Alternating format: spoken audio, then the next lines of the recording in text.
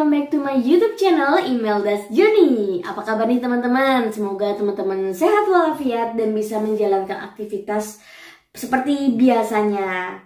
Nah, teman-teman semuanya, di sini di kesempatan kali ini aku mau bacain komentar-komentar ataupun pertanyaan-pertanyaan yang masuk ke dalam YouTube aku dan juga ke DM Instagram aku. Mohon maaf ya teman-teman kalau misalkan aku nggak balas DM, karena biasanya pertanyaan itu tuh udah pernah aku jawab tapi di beda orang kan gitu loh. Jadi kayak aku harus ngejawabin pertanyaan yang sama, itu tuh kayak melelahkan untuk aku dan aku nggak punya energi sebanyak itu buat ngerespon teman-teman semuanya. Makanya maaf banget teman-teman, bukannya aku cuek, bukannya aku gimana, tapi ya aku bakal kasih jawaban di sini biar kalian bisa tahu juga barangkali punya pertanyaan yang sama ya.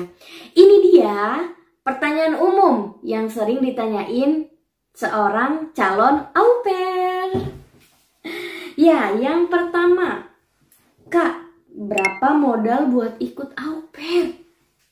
Kalau modal untuk ikut au pair itu tuh beda-beda guys, kayak tergantung pribadinya ya. Cuman kalau untuk modal yang kayak urus-urus dokumen kayak medical check up dan segala macem, itu tuh kurang lebih kalian tuh harus punya uang 5 juta lah, 5 juta kalau nggak salah ya. 5 juta uang, kalau kalian punya uang 5 juta itu udah aman.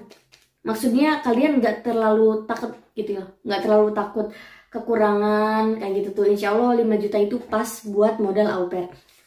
5 juta tuh rinciannya apa aja sih? Aku lupa ya guys, mohon maaf, aku nggak bisa terlalu rinci banget, tapi aku bisa ngejelasin gambaran umumnya. Karena persyaratan atau modal ikut au pair itu kalian butuh yang namanya apostil. Apostil itu beberapa dokumen, ya siapin aja kayak 200.000 atau 300.000, aku lupa banget kalau kayak gitu. Pokoknya aku nggak ngasih tahu nominalnya ya, aku kasih tahu kayak apa ajanya gitu, perintilannya yang sampai 5 juta itu tuh. Karena waktu aku kurang lebih 5 juta sih teman-teman. Kayak medical check up, medical check upnya tuh kan harus di RS yang gede, yang ada di Rongsen, hepatitis, HIV, apalagi namanya TBC, yang kayak gitu itu jutaan, kayak 1 juta ke atas gitu loh, itu medical check up. Terus translate dokumen juga, apostil dokumen, terus bikin SKCK, cetak foto, apalagi ya, bikin paspor mungkin ya, tuh bikin paspor itu kan juga makan uang, maksudnya itu juga kan pakai uang kayak gitu tuh. Nah kayak gitu teman-teman.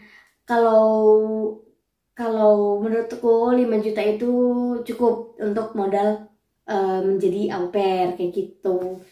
Nah, terus ada juga pertanyaan selanjutnya, Kak, au pair itu gajinya berapa? Gajinya bukan gaji ya, ini tuh uang saku teman-teman. Soalnya kalau ngomong gaji kecil banget kalau di negara ini gitu dibandingnya. Mungkin kalau misalkan di Indonesia itu adalah UMR kali ya, UMR atau di atas UMR kali. Nah, jadi uang saku au pair itu per bulannya 340 euro. Sama aja kurang lebih 6 jutaan rupiah. Nah, kalau di Indonesia kan emang itu udah UMR ya, atau di atas UMR malah ya menurutku. Karena UMR sekarang kan kalau di Jawa Barat aja kan kayak 4 atau 5 juta gitu kan, sedangkan kita dapat 6 juta lebih berapa kayak gitu tuh teman-teman. Nah, tapi itu tuh uang saku, bukan gaji. Jadi kalau misalkan ada yang nawarin jadi au pair terus uang sakunya lebih dari 340 euro, itu dipertanyakan ya teman-teman. Maksudnya dipertanyakannya kayak di negara mana nih itu tuh, di negara mana. Misalkan kayak di negara Belanda ada yang nawarin uang sakunya 360 euro, misalkan kayak lebih besar dari standarnya, lebih besar dari yang udah dipastiin, itu harus hati-hati soalnya takut scam juga kayak gitu teman-teman ya. Karena setiap negara itu beda-beda, kalian harus lebih cermat lagi, lebih hati-hati lagi. Terus yang ketiga ada pertanyaan lagi, aman gak sih Kak ikut au pair? Aman gak ya? Aman guys, ini aku aman-aman aja kan. Cuman aku agak nggak ngerti juga sih aman yang kayak gimana maksudnya. Jadi kalau emang sih teman-teman host family itu untung-untungan. Jadi kalau misalkan Makanya kita tuh dari awal harus nyortir banget, harus tahu banget nih host family karakternya gimana sih, kayak gitu. Jadi ya menurutku ikut au pair aman nggak? Aman, asal kalian hati-hati dari awal, kayak gitu. Terus aku harus bisa bahasa apa ya kak, kayak gitu. Kamu harus bisa bahasa Inggris basic, minimal basic gitu. Kamu harus bisa bahasa Inggris. Kalaupun kamu mau au pairnya ke Jerman, berarti kamu harus mempelajari basicnya bahasa Jerman, kayak gitu. Tapi kalau misalkan au pair dari Belanda, enggak ya, kalian cukup bahasa Inggris aja. Harus bisa, pokoknya jangan malu-malu, pokoknya harus bisa, nggak apa-apa. Yang kan kalian kebanyakan gini ya, kebanyakan kalian tuh paham apa yang orang omongin, tapi kalian tuh nggak bisa terlalu banyak explain, terlalu banyak ngasih penjelasan. Ya itu nggak apa-apa, kalian coba-coba aja, nggak apa-apa beneran. Soalnya seiring berjalannya waktu kalian bakal bisa juga kok, kayak gitu. Yang penting kalian pede dulu, kayak gitu. Yang penting kalian basic daily conversationnya bisa, kayak gitu. Itu oke. Terus ada lagi, gimana kalau nggak cocok sama host family? Oke, kalau nggak cocok sama host family, kalian bisa rematch. Ada yang namanya rematch. Jadi kayak tapi saranku kalau misalnya kalian mau rematch ya kalian harus kayak selesain 1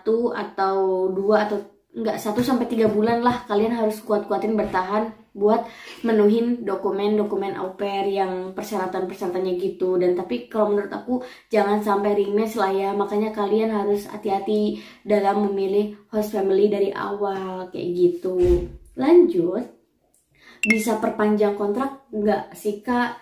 Kalau au pair bisa perpanjang kontrak tapi nggak di negara itu. Misalnya aku sekarang di negara Belanda, aku mau jadi au pair lagi di tahun depan, itu boleh, tapi bukan di Belanda, tapi di negara yang lainnya, kayak gitu. Jadi au pair itu nggak boleh terus-terusan di negara yang sama, kayak gitu teman-teman.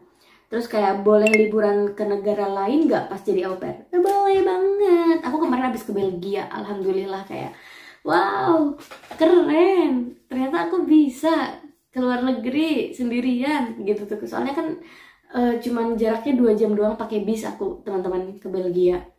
Jadi kayak boleh banget, asalkan di waktu libur itu kamu boleh pergi kemanapun, terserah kalian, itu free time buat kalian. Terus apakah setelah au pair bisa lanjut sekolah atau kerja di sana?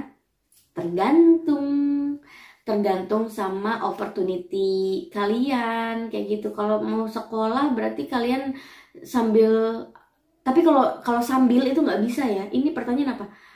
Apakah kalau setelah au pair bisa lanjut sekolah atau kerja? Bisa aja, kemungkinan itu ada pasti. Kalau kalian mau nyari pasti ada kesempatannya, kayak gitu. Nah, tapi kalau di saat kalian jadi au pair, kalian nggak bisa sambil kerja atau sambil kuliah ya teman-teman. Nggak bisa sambil belajar, kayak gitu tuh. Kalian harus ya udah au pair aja, kayak gitu. Terus pertanyaan selanjutnya adalah, apa tantangan terbesarnya jadi au pair? Tantangan terbesarnya adalah di kesabaran aja sih, kesabaran mental itu benar-benar harus dipersiapin aja teman-teman. Apalagi ya, udah segitu dulu. Ini pertanyaan yang masuk ke DM aku ya. Barangkali ada pertanyaan lain, nanti aku bahas di YouTube selanjutnya. Ini untuk pertanyaan yang minggu ini. Silahkan kalian boleh tanyakan di YouTube ataupun di Instagram pribadi aku ya. Nanti aku jawab di video YouTube. Oke, makasih teman-teman semuanya. Semoga membantu jawaban dari aku. See you next time. See you di next video. Sehat selalu dan jangan lupa like, comment, dan subscribe. Bye-bye.